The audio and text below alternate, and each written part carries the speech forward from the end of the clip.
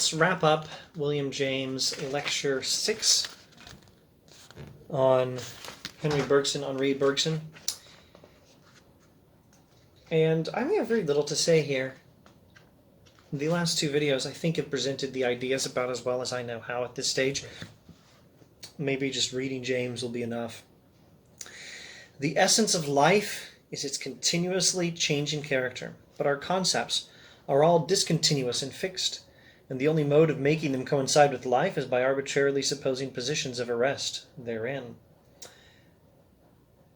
The world is in constant motion, life is in constant motion, constant change. Our concepts are all discontinuous and fixed. The world as such involves things in constant motion and in constant connection. No two things ultimately separated from each other, but our concepts are separated from each other. With such arrests, our concepts may be made congruent, but these concepts are not parts of reality, not real positions taken by it, but suppositions rather, notes taken by ourselves, and you can no more dip up the substance of reality with them than you can dip up water with a net, however finely meshed.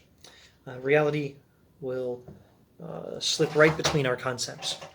Our concepts cannot fix reality in place. When we conceptualize, we cut out and fix and exclude everything but what we have fixed. A concept means of that and no other. Conceptually, time excludes space, motion and rest exclude each other. Approach excludes contact. Presence excludes absence. Unity excludes plurality. Independence excludes relativity. Mine excludes yours. This connection excludes that connection, and so on indefinitely. Whereas in the real, concrete, sensible flux of life experiences,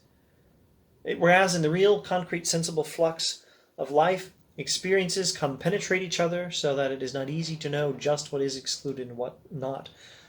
My concept of sitting here trying to explain William James, my concept of sitting here being really tired, my concept of sitting here drinking tea,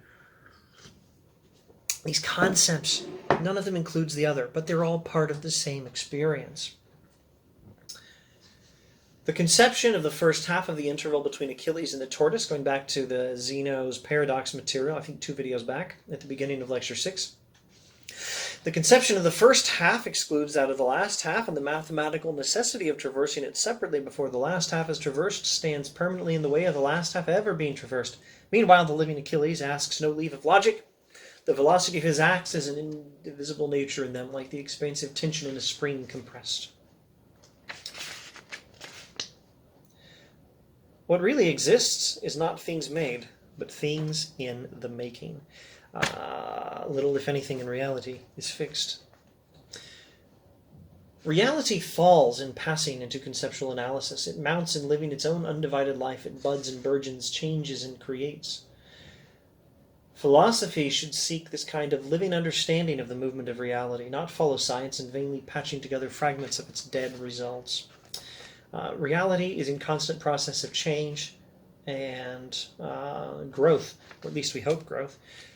Now, there may be room to open up some new discussion of what sort of change in reality is good, what sort of change is bad, and our responsibility to try to guide things in one direction rather than another, which is where I sort of expect him to go, because I've got so much of The Will to Believe and Other Essays in Popular Philosophy in my head. Also, it's making me think of Heidegger's letter concerning humanism. But let's stick to this text as much as we can. Seek a living understanding of the movement of reality. Don't vainly patch together fragments of the results of our studies of reality. This, scant as it is all I have to say about Bergson on this occasion, skipping a bit.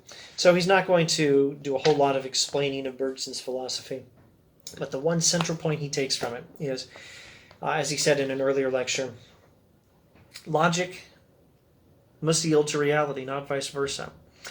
And while I don't think this has anything to do with giving up logic in the sense of fitting our premises to our conclusions well and things like that, the point is understand the practical and very serious use of a logic that makes use of our concepts.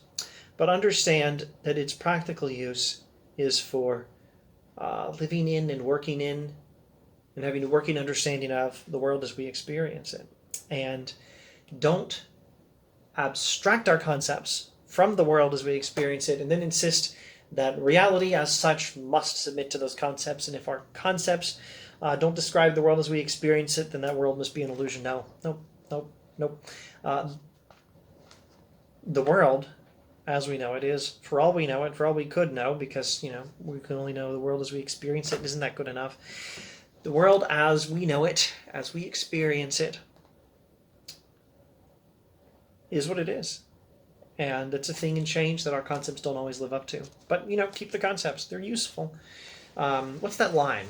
All models are wrong, some models are useful. Don't quote me on that unless you find out who said it. I can't remember who said it. I've heard it mentioned on Ricochet. I know that. We are so subject to the philosophic tradition which treats logos, or discursive thought generally, as the sole avenue to truth, that to fall back on raw, unverbalized life is more of a revealer, and to think of concepts as the merely practical things, which Bergson calls them, becomes very hard. It is putting off our proud maturity of mind and becoming again as foolish little children in the eyes of reason. But difficult as such a revolution is, there is no other way, I believe, to the possession of reality. And I permit myself to hope that some of you may share my opinion after you've heard my next lecture.